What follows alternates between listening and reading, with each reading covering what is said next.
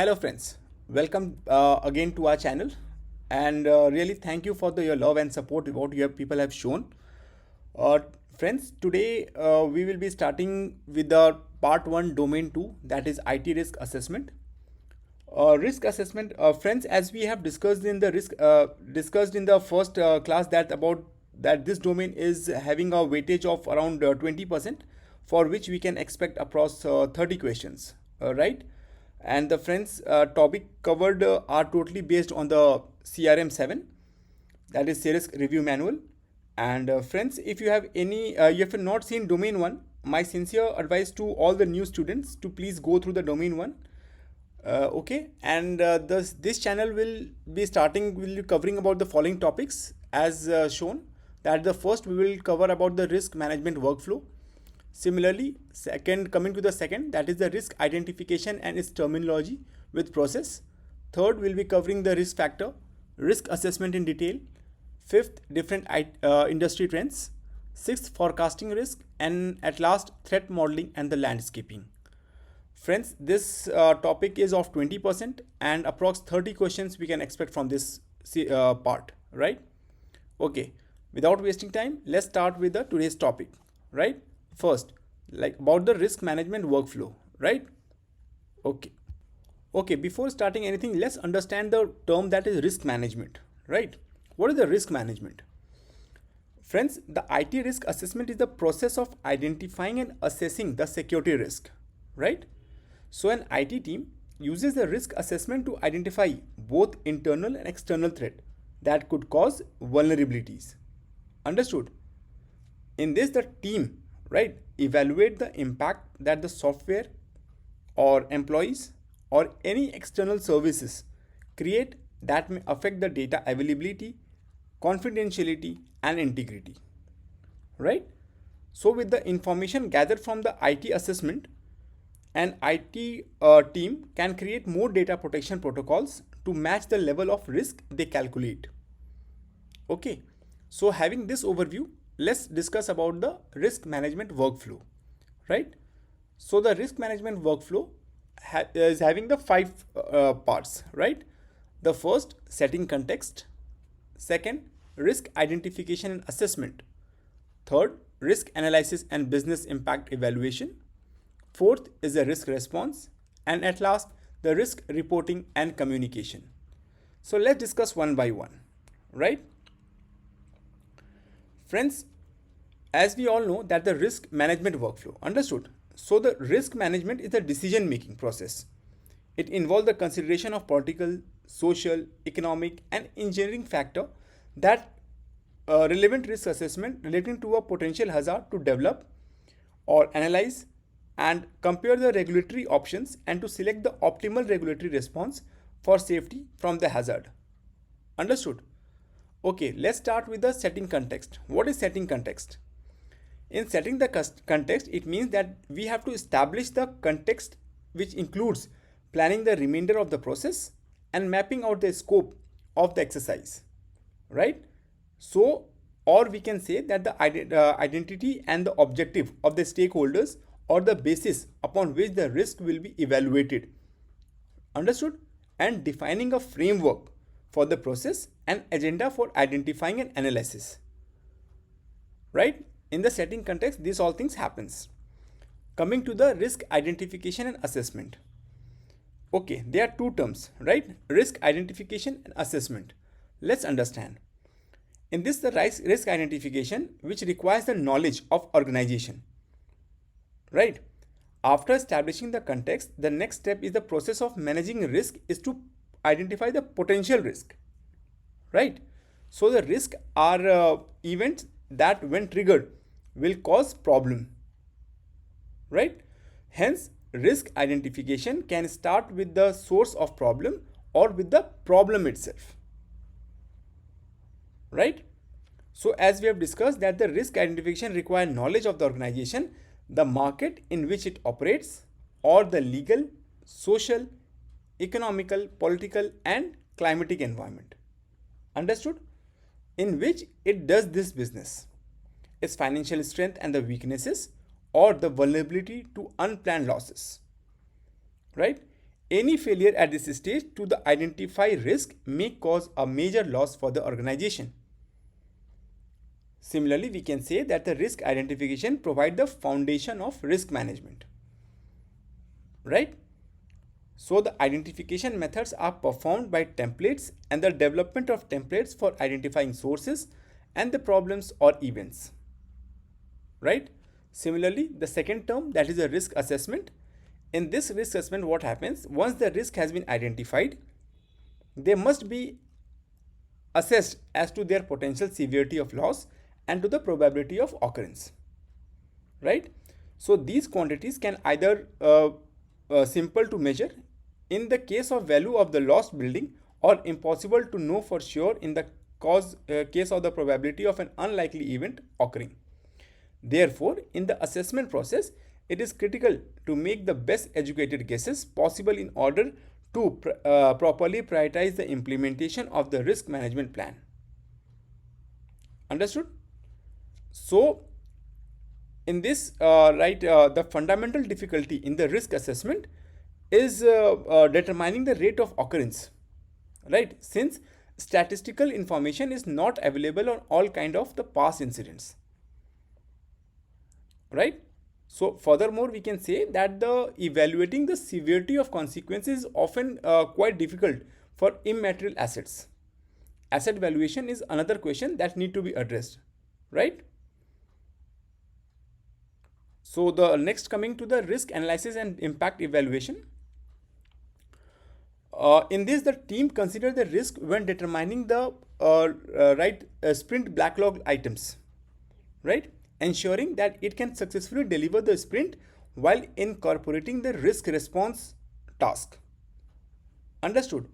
So the key output is updating the product backlog for risk activity associated with the product feature requirement and ensuring that future sprint cycle will include these risk tasks as a part of its effort estimation and sprint backlog items.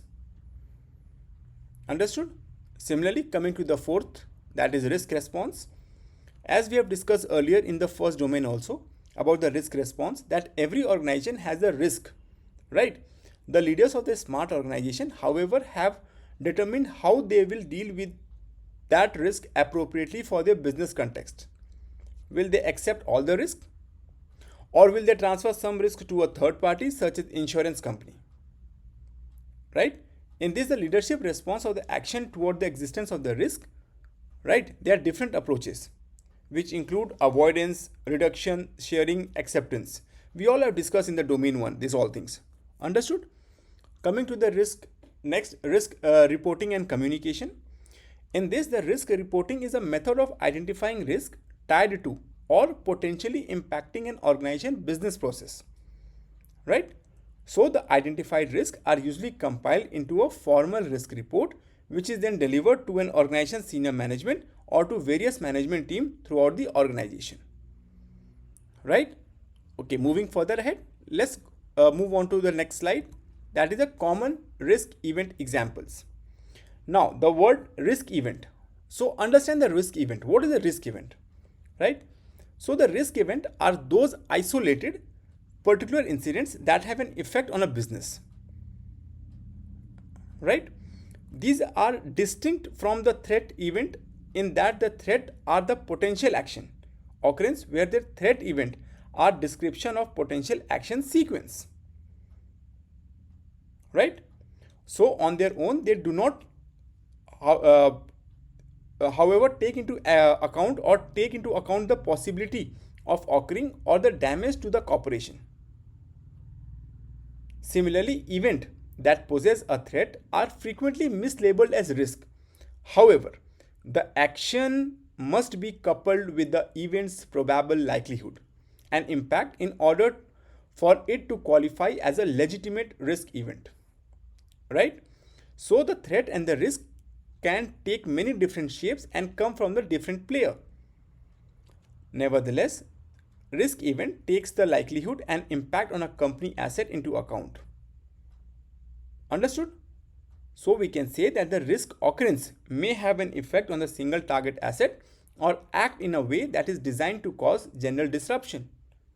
The following are the type of instance of the risk event, right? The following, such as the new legislation that take place more demand on an organization, loss of important staff, wildfire, storms, flood, and any other natural catastrophe, right? Or else data center fire, which we can say that the cyber criminals network intrusion, ransomware attack, abuse of positional power. Understood? Let's discuss examples. That is a new regulation.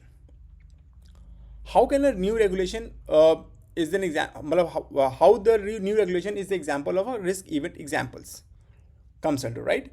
So in the new regulation that imposes the requirement of an enterprise, the regulation that apply to the business, right, which each layer of a regulation containing a substantial number of requirement also have an impact on one another. This should be taken into account when a new regulation is introduced or an existing regulation is revised, right? So as was pointed out earlier, ideally regulations should be mutually reinforcing, but this is not always the case. Understood?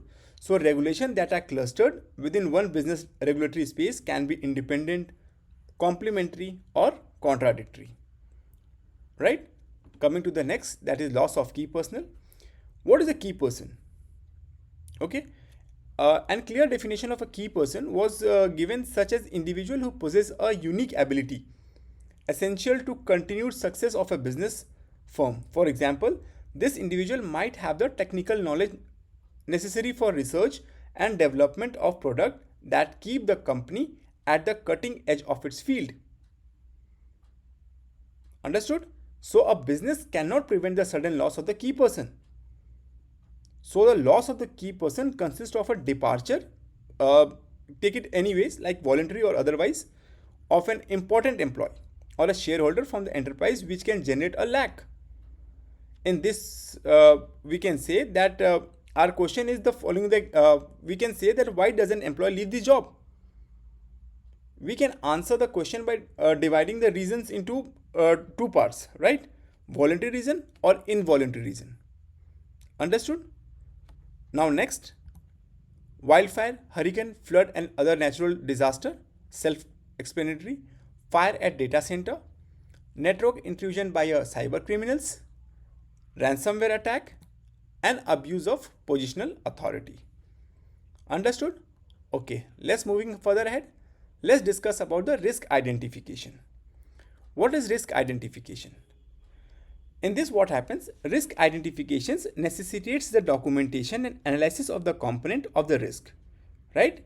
Including consequence associated with particular asset, threat to those assets, typically requiring both intent, that is a motivation, and capability. Understood? So vulnerabilities that a threat may attempt to exploit frequency, that a potential risk event may occur, like loss event against an asset within the environment, right? The potential harm that may result, that is loss event against the asset if the threat materializes. So the risk component must be taken into account both singly and together. The ability to identify assets, threat to those assets, and any vulnerabilities that may exist that would allow an asset to be compromised is necessary for the identification of the risk, right? So the risk identification is the identifying and defining potential risk that could impact the success of a project, right? So there are several techniques organizations can use to identify the risk, including brainstorming, root cause analysis, SWOT analysis, and expert judgment, right? In this, the risk identification process include the defining the project scope, right? Identifying potential risk, assessing the likelihood and impact of each risk, and developing mitigation plan to the most critical risks, right? So the risk assessment process evaluates the impact of identified risk, whereas risk identification focuses on the likelihood of the risk occurring, right? So as whatever is shown in the view file, I think it is all clear, right? Next, moving further ahead, let's discuss about the risk identification terminologies, right? Friends, the risk identification terminology, there are several terminologies in the risk identification. The first is the impact analysis. What is impact analysis? Impact analysis, the study to prioritize the criticality of information resource for the enterprise based on the cost. Right? In this, the study to prioritize the criticality of information resource for the enterprise based on the cost or consequence of adverse event. In the impact analysis, the threat to the asset are identified and the potential business losses determined for different time period. So the assessment is used to justify the extent of the safeguard that are required and recovery time frame. This analysis is the basis for establishing the recovery strategy. Right? Coming to the next, that is asset. What is asset? Something or either tangible or intangible value that is worth protecting, including people, information, infrastructure, finance, and reputation. Right? Okay, let's understand it.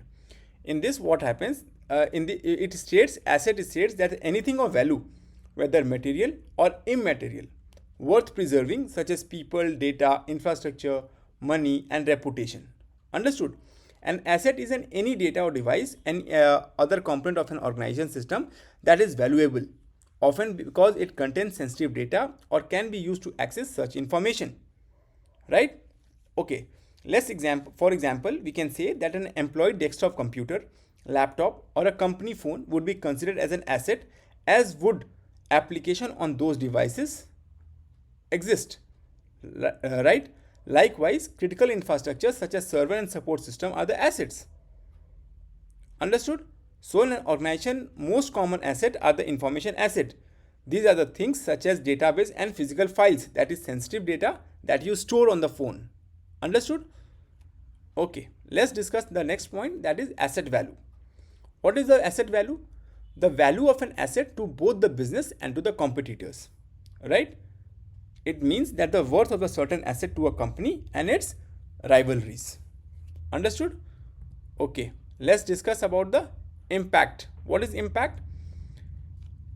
Impact is the size of the loss brought on by a threat using a weakness. Right? Similarly, impact means the magnitude of loss resulting from a threat exploiting a vulnerability. Right? Next, impact and assessment is a review of the possible consequence of the risk. Right? And at last, that is vulnerability. What is vulnerability? Is a weakness in the design. Right? Implementation or operation or internal control of a process that could expose the system to adverse threat from the threat event. Or we can say a flaw in a process, design, execution, operation, or internal control that leaves it open to danger from the threat occurrence. Right? Okay, let's moving further ahead about the risk identification terminology. So the risk, I hope this all thing have understood, you people have understood the last slide. If not, then please do listen the slide and pause the video and look see the slides again. All right? Okay, let's start with the new, that is threat analysis. So what is threat analysis? A threat analysis is the process of identifying risk to the corporate asset and evaluating the kind, extent, and the character of event or activities that might have negative effect. Right? So as shown in the foil, that an event of the type, scope, and the nature of the event or the action that can result in the adverse consequences. Understood? So identification of the threat that exists against the enterprise asset. Right? Similarly, likelihood, like a self-explanatory, that is a probability of something happening. Coming to the threat, anything that has a potential to act against an asset in a way that might cause harm. Right? Next, threat actor. Threat actor are the entity that take advantage of a vulnerability. Right? And possess multiple traits including the resolve, capacity, motivation, and resource. Next, threat vector. That is a threat vector, the method or route taken by the adversary to approach the target is known as a threat vector, right? And at last, that is vulnerability analysis, or as analysis of a vulnerability.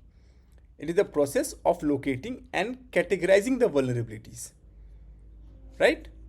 Okay, moving further ahead, let's discuss about the risk factor. Okay, what are the risk factor, right? Okay, let's understand, right? So since there are three major elements of a project, right, or a program, that are scope, schedule, and cost. Understood? So the risk factor associated with the project and the programs primarily affect each of these elements, right? So the factor that affect the scope usually comes from the disagreement on exactly what work has to be accomplished, or in what order, and who will do it, right?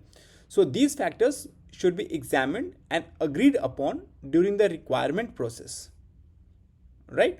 So when the project is formally scoped, in a complex project, factors that may affect the scope include the necessity to task worker from different sections or department, the exact amount of work to be done, in what order it will be done, and the priority of each task and subtask, right? So the political culture within the organization can adversely affect the scope as well, since there may be disagreement between department or executives on what work is actually required and whose responsibility it is to accomplish it, right? Okay, let's moving let's discuss the risk factor, that is external context. In external context, we can say that it is depends upon the market and economic factor, rate of change in the market or the product life cycle. Third, industry and competition. Fourth, geopolitical situation. Fifth, regulatory environment. Sixth, technology status and evolution. And seventh is threat landscape.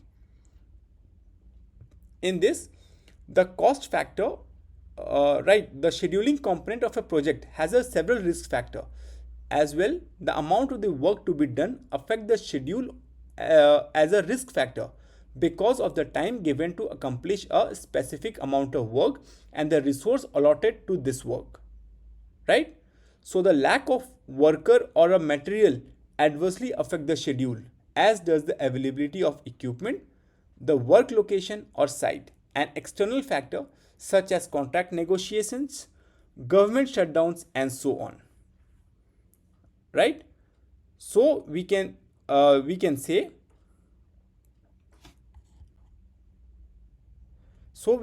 that the scheduling of the component of a project has a several risk factor, right? So the cost risk factor stem from the lack of budget control during the project, including inaccurate budget or estimation of cost, or unexpected expenditure, weak economy, and so on, right? In this, the project costs are affected by the cost of labor, to include the wages, insurance, and benefits, as well as the cost of supplies or materials needed to complete the project, right? So additionally, since all three of the elements of scope, schedule, and the cost are also risk factor for each other, a delay in schedule or any extra out of scope work impact the project budget and the cost. Similarly, in the internal context, we can say that the enterprise goal and objective, strategic importance of IT and the businesses. Third, complexity of IT. Fourth, complexity of the entity and degree of change. Fifth, change management capability. Sixth, operating mode. Seventh, strategic priorities. Eighth, culture of the enterprise. And ninth, last is the financial capacity it affects. As an internal context, it adds up to the risk factor, right? So other risk factor of the project includes the training and staffing the project with the right mixture of personnel who have the right skill, right? We can say they can set the attitude and the focus on making a project or program a success. So a manager without the right project management skill set is a risk factor that can affect the scope, schedule, and the cost if that person does not manage those three critical elements properly. So a technician without the right technical skill may cost the project more money in training or delay work unnecessarily because of rework or slow production. Right? Similarly, the risk management capabilities, it includes risk governance and the risk management. And at last, that is IT related capabilities. It includes to evaluate, direct and monitor. Second, align, plan and organize. Third, build, acquire and implement. Fourth, deliver service and support. And fifth, monitor, evaluate and access. So risk factor influence the frequency or the business or the mission impact of risk scenario. So the risk factor can be of different types and are classified into two major categories, right? That is the first, contextual factor, that is internal and external, what we have discussed already. In this, the main difference is the degree of control that an enterprise has over the respective factor. In internal contextual factor are to a large extent under the control of enterprise, although they may not always be easy to change. Right? Similarly, on the external context, we can say they are to a large extent outside of the control of the enterprises. Right? And at last, capability factor indicating the ability to perform the IT related capabilities or activities. So these factors are critical to successful outcome in managing the risk. Right?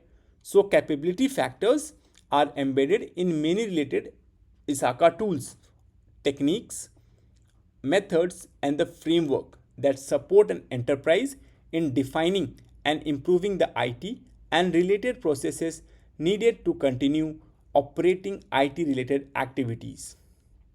Capability factor help to answer few questions such as to what extent is the enterprise mature in performing the risk management. Understood? Moving further ahead, let's discuss the flowchart. In first, it is a threat actor. Second, threat. Next, it will be the risk. And at last will be the asset. Right? Example, like virus has been written to exploit the system. Vulnerabilities with the patch of vulnerabilities is eliminated, which stops it from impacting the system. If there is a risk, the virus can gain the access from the exploit. An asset which causes an impact to the system. Okay, let's discuss, let's take an example, right? As shown in the figure, we can say that the threat actor, right? They perform the specific activity that result in an event occurring, right?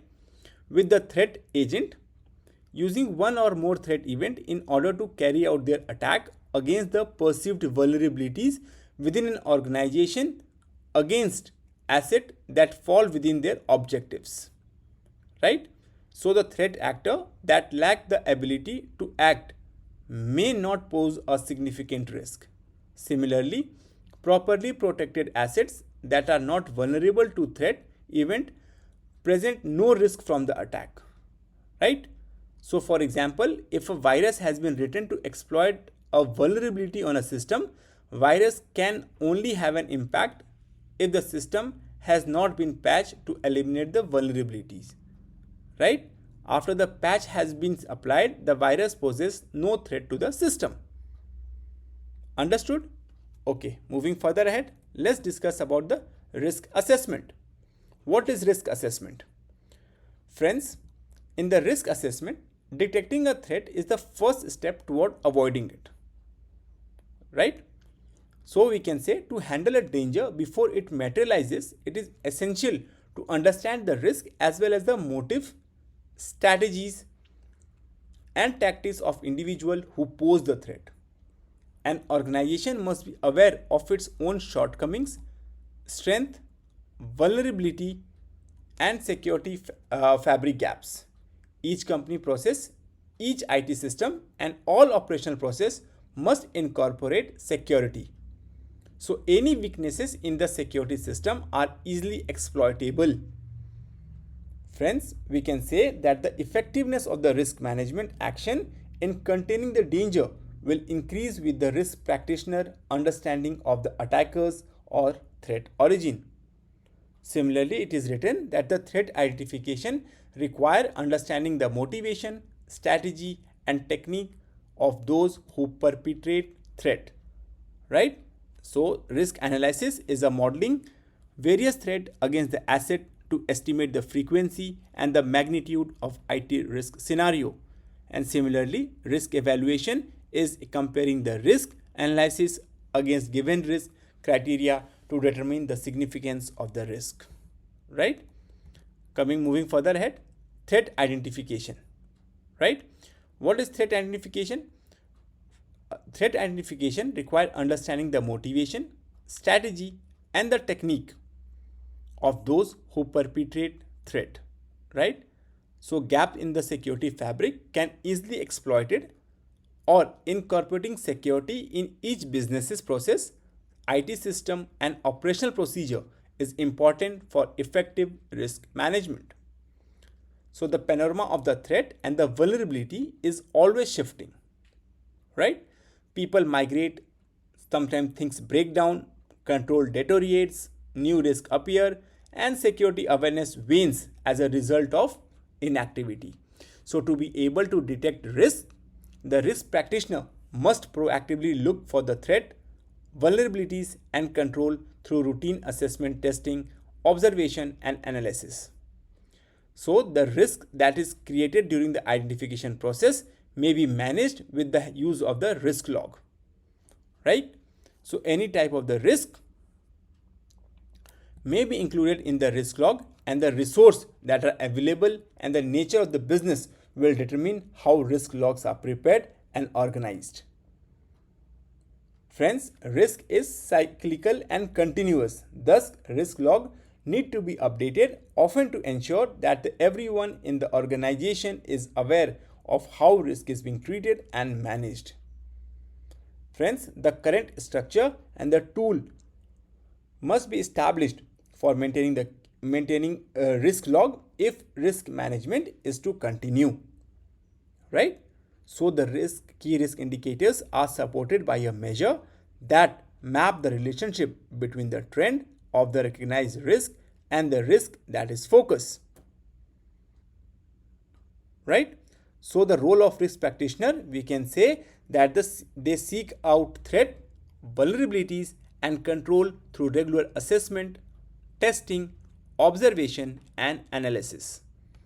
Similarly, utilize the risk log and other tools to manage the risk generated during the identification process. And third, risk is cyclical and ongoing, which result in the regular documentation. Moving further ahead, risk analysis is the process by which the frequency and the magnitude of IT risk scenario are estimated. Considerations: first, context, criticality, and sensitivity of the system or the process being reviewed. Let's understand. Think about both technological and non-technological danger, right? Critical consideration must be given to the elements when conducting a risk analysis. That is the context, criticality, and sensitivity of the system or process being reviewed. Right? Second, dependency and the requirement of the system or the process being reviewed. In this, the dependency and the requirement of the system or the process are being reviewed. Right? And third, operational procedures, configurations, and the management of the system or technology. Last, the education of the administrator and the user. Fifth, the efficiency of the control and the monitor of the system or the business processes. And at last, procedure for decommissioning data and the system component, which means the method of decommissioning data and the system component. Right? Moving further ahead, let's talk about the risk evaluation. Risk evaluation is the process of comparing the risk analysis against the risk criteria to determine the significance of the risk. Friends, when evaluating the risk, one must take into account all the aspects of the risk environment as well as the risk event that were detected throughout the analysis in relation to the enterprise established risk appetite, tolerance standard, and the capacity. Friends, threat event frequency, loss event frequency, or impact oblique loss size, risk appetite or risk tolerance criteria, and the risk capacity should all be considered when evaluating the risk. Right? So we can say that the lack of training frequently has a greater impact on the risk than a lack of tools. Similarly, the danger is frequently more close toward tied to how the equipment is used than to whether the appropriate tools are available or not. So the considerations, first, that the threat event frequency. What is the threat event frequency? Friends, threat event frequency are the probable frequency within a given time frame. Right? A threat agent can act against an asset. The factor driving threat event frequency are contact or action. Second, loss event frequency. Loss event frequency is the probable frequency within a given time frame. Right? A threat agent can inflict harm on an asset. So for a loss event to occur, a threat agent has to act against an asset, and that action must result in a loss. Right? We can determine this by factoring the threat event frequency and vulnerability. Right? Next, impact and loss magnitude. There are various factors that drive the probable loss magnitude. Probable loss magnitude is the potential financial value lost to the organization due to materialization of a risk or loss event. Next, risk appetite, risk tolerance criteria, and the risk capacity. We all have discussed in the domain 1. So just repeat it. We'll just repeat it and have an overview of it. In the risk appetite, we all know that the risk appetite is a broad description of the amount and the type of the risk an organization is willing to accept to achieve its objective. So a risk appetite statement documents an organization's risk appetite, clearly defining what the organization considers as threat and what the likely response will be.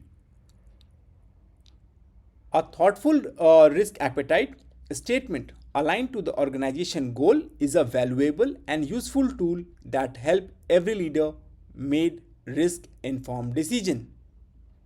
Right?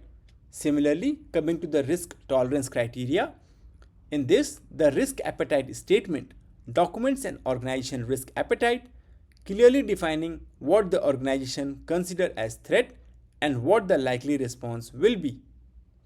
A thoughtful risk appetite statement aligned to the organization goal is a valuable and useful tool that help every leader make the risk informed decision. Similarly, at last, the risk capacity. In this, the risk capacity refers to the maximum amount of the risk that an organization is able to endure. Right? So, the risk is often influenced by a lack of training than by a lack of equipment. In many cases, the risk is related to the way the equipment is operated more than whether the right tools are available or not. What are the methods of risk identification? Let's understand. There are 4 methods, right? That the first is the historical evidence based. Friends, the risk practitioner has a variety of resources at their disposal for identifying the risk. In the historical evidence based, audit or the incident report, press release, and the annual report. And second is the public media, right? Such as newspaper, television, etc. Right? Annual report and the press release. Second, systematic approach. Systematic approach, such as we can say their expert opinion, where the risk team thoroughly evaluates and probes a business procedure to identify any possible weak areas, including the vulnerability assessment. Right? So, the analysis of the business continuity and catastrophe recovery plan, and the workshop and the interview with management, staff, client, and supplier. Similarly, third, inductive method. In inductive method, team examines a process to determine the possible point of attack or compromise. And second is the penetration testing. In this, the utilizing theoretical analytical technique such as penetration testing, a team evaluate the process to identify the potential point of the vulnerability. And at last, existing taxonomy. In this, the commonly used governance, risk and compliance system or the risk assessment system. It supports an integrated view of the system covering all aspects and the risk resource. Right? The risk library containing suggestive IT related risk might be utilized as the starting point for an existing taxonomy. These libraries enable an integrated view of the system, including all elements and the risk resources, and are frequently used in the governance, risk and compliance system or the risk assessment system. Right? Moving further ahead, let's discuss about the risk identification process. In the risk identification process, we can see that the identify assets, identify threat, identify existing control, identify vulnerability, identify consequences, which ultimately feeds into the identify risk estimation process. So friends, let's discuss one by one. First, identify asset. In this, what happens? The asset, what are the assets? Assets include server, client contact information, sensitive partner documents, trade secrets, and so on. Remember, what you as a technician think is valuable might not be what is actually most valuable for the businesses. Therefore, you need to work with the business user and the management to create a list of all valuable assets. For each asset, gather the following information such as software, hardware, data, interfaces, user, etc. Understood? Because the most organizations have a limited budget of the risk assessment, you will likely have to limit the scope of the remaining steps to mission critical assets. Accordingly, you need to define a standard for determining the importance of each asset. Common criteria include the asset monetary value, legal standing and importance to the organization. Once the standard has been approved by the management and formally incorporated in the risk assessment security policy, use it to classify each asset as a critical, major or minor. Coming to the next, that is identify threat. We all know that the threat is anything that could cause harm to your organization. While hacker and the malware probably leap to the mind, there are many other types of the threat. Understood? Such as natural disaster, hardware failure, etc. Next, identify existing control. In this, analyze the control that are either in the place or in the planning stage to minimize or eliminate the probability that a threat will exploit a vulnerability. Right? Similarly, technical control, which includes encryption, intrusion detection mechanism, and identification and authentication solution. Right? And non-technical control includes security policies, administrative actions, and physical and environmental mechanism. So friends, both technical and non-technical control can be classified as a preventive or detective. Right? As the name implies, preventive control attempt to anticipate and stop the attack. Examples include encryption and authentication device. Right? So detective control are used to discover the threat that have occurred or are in process. They include audit trails and intrusion detection system. Coming to the next, that is identify vulnerability. Friends, we all know that a vulnerability is a weakness, right? That could cause a threat to harm your organization. Understood? So, vulnerability can be identified through analysis, audit report, and the vulnerability database, right? Vendor data, information security test, and evaluation procedures, penetration testing, and automated vulnerability scanning tools. Friends, don't limit your thinking to the software vulnerability. There are also physical and the human vulnerabilities. For example, having your server room in the basement increases your vulnerability to the threat of flooding, and failure to educate your employees about the danger of the clicking on email links increase your vulnerability or to the threat of malware. Similarly, friends, risk estimation process, that is risk estimation process used to assign value to the probability of occurrence of the harm and severity of the harm, right? Moving to the next, changes in the risk environment. Friends, in changes to the risk environment, an organization and the technology advances and threat actor concentrate on the new target for attack, right?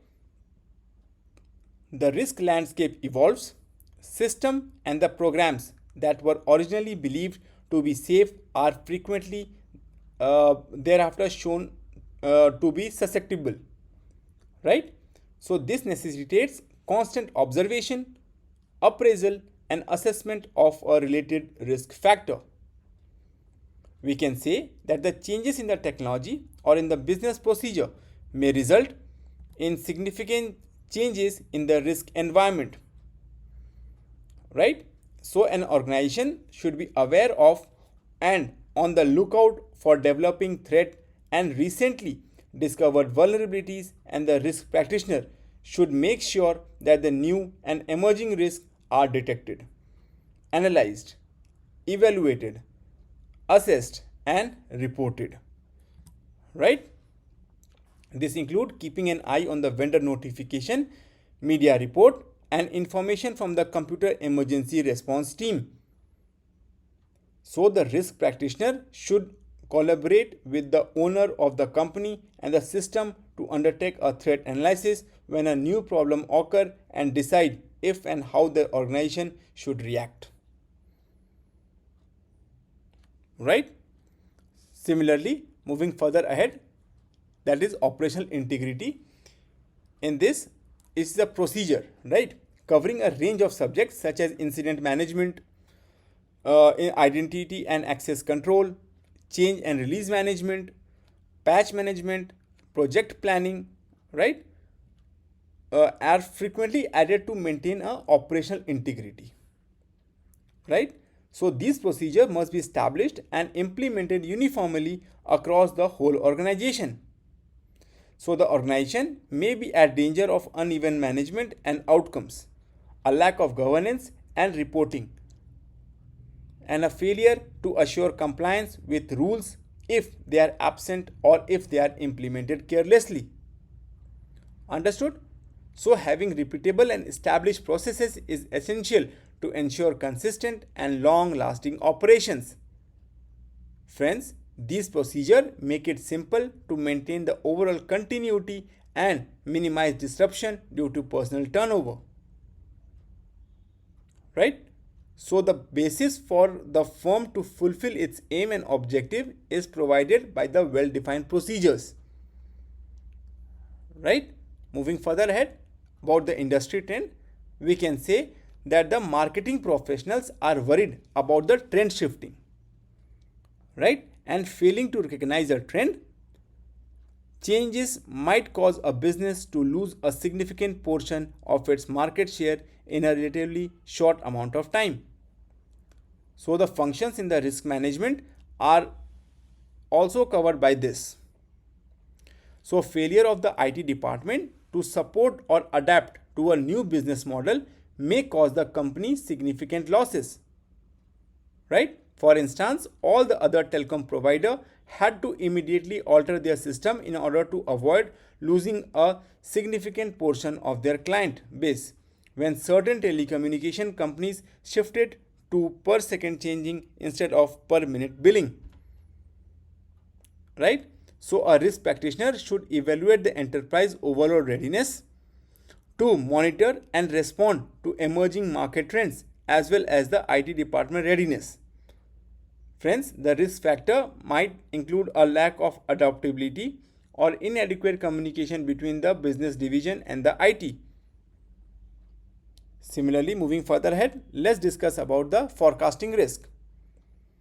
Friends, in the forecasting risk, we can say that the pre-existing or a predisposition factors that have existed for a long time previous to the exploitation of a risk frequently lead to its realization. Right? Risk event can also cascade from one another when a seemingly insignificant issue or the weakness act as a catalyst for a major issue such as a protracted outages. So when assessing the risk practitioner should keep this in mind and research for situations where elements that individually seem harmless may combine to cause an incident. Right? In this, the risk practitioner may learn a lot from the past incidents, audit findings, and the failure that affect both internal and external parties. Each incident provides a lot of knowledge about what may have gone wrong and how to better safeguard the system, identify the crisis, and react more skillfully in the future. Friends, failure to learn from the past and continue making the same mistake poses a biggest threat to the incident response process. Right? However, the risk practitioner is advised to keep in mind that no two incidents are the same and the impact of the future event may differ significantly from a prior occurrence with the comparable features.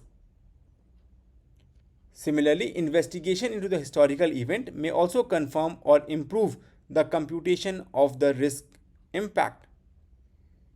Right? But remember that no two incidents are identical. An impact of an event may differ from the past event despite having the similar characteristics. Moving further ahead, let's discuss about the threat modeling and landscaping. Threat modeling work to identify, communicate, and understand the threat and mitigations within the context of protecting something of the value. Threats such as internal, external, may be caused by the natural event existing and are typically beyond the direct control of the risk practitioner or the asset owner. Right? So threat category examples are: first, loss of essential service. Friends, a threat model typically includes description of the subject to be modeled, assumption of the threat that can be checked or challenged in a future as a threat landscape changes, potential threat to the system, action that can be taken to mitigate each other, and a way of validating the model and threat and verification of the success of the action. So threat modeling, we can say, is a process of capturing, organizing, and analyzing all of this information. Understood? When it is applied to a software, it enables informed decision making about application security risk. So in addition to producing a model, a typical threat modeling effort also produces a prioritized list of security improvements to the concept, requirement, design, or implementation of an application. Right? So second, compromise information. Third, physical. Fourth, technical failure. Fifth, natural event. Sixth, improperly defined business logic. Sixth, unauthorized action. And compromise of function. Friends, threat can be categorized into a number of groups, including physical and the natural occurrence. So loss of vital services or radiation related disturbance or information compromises or disclosure and technical difficulties. Improperly specify the business logic, or unauthorized behavior and the function compromise.